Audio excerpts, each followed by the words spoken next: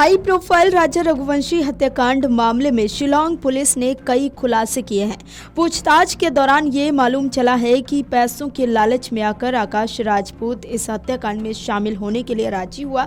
हत्या की सुपारी के लिए दिए गए 4 लाख रुपए में से उसे भी 50,000 रुपए दिए गए थे। जहां से राजा का शव बरामद हुआ, उसके आसपास के सीसीटीवी में भी आकाश अपने साथियों के साथ कैद हो गया था।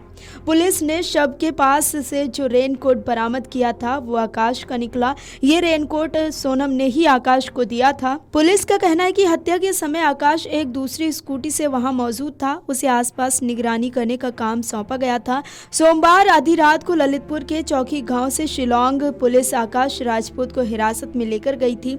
शिलांग पुलिस ने यहां भी उससे काफी देर तक पूछताछ की थी। पूछताछ के दौरान पुलिस ने उससे सोनम के बारे में भी पूछा था, लेकिन उसकी जानकारी होने से आकाश ने इनकार कर दिया था।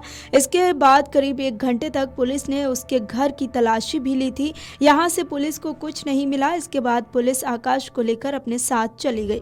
आकाश राजपूत के पकड़े जाने के बाद दादी भरत रानी ने कहा कि गलत चीज नहीं देखी जाती, चाहे लड़की हो या लड़का, गलत हो तो गोली मार दो, लेकिन उसका बच्चा गलत नहीं है, उसे फंसाया जा रहा है। गाँव के लोगों ने भी आकाश को शांत स्वभाव का बताया है। बता दें कि राजा रघुवंशी और सोनम के केस में कई बड़े खुलासे हुए हैं।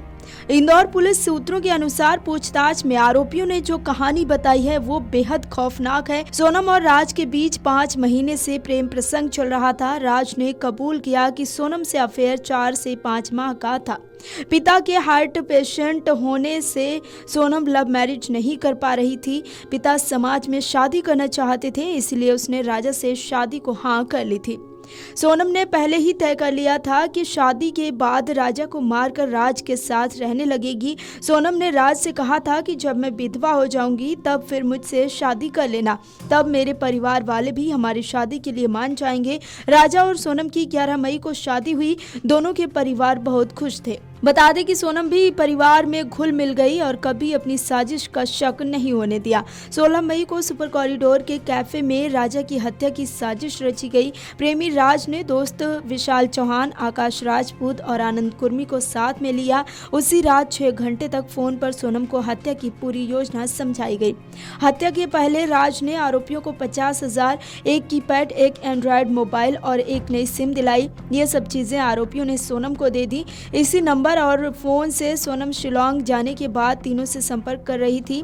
प्रेमी राज को जब सोनम ने 22 मई को शिलांग के लिए निकलने की बात कही तो राज ने आरोपियों के टिकट कराए, लेकिन ऐन वक्त पर खुद ने जाने से इनकार कर दिया।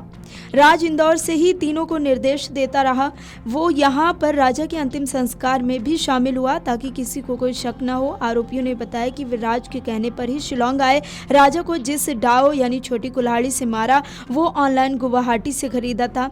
हत्या के समय सोनम ने आरोपियों को 15,000 रुपए दिए। इस पर आरोपियों ने नाराजगी जताई तो बोली जल्द ही पूरा पैसा मिल जाएगा। ये 15,000 रुपए भी सोनम ने राजा के पर्स में से निकाल कर ही दिए थे। इसके बाद आरोपी राजा और सोनम की एक्टिवा 25 किलोमीटर दूर छोड़ आए। सोनम ने फोन तोड़कर फेंक दिए।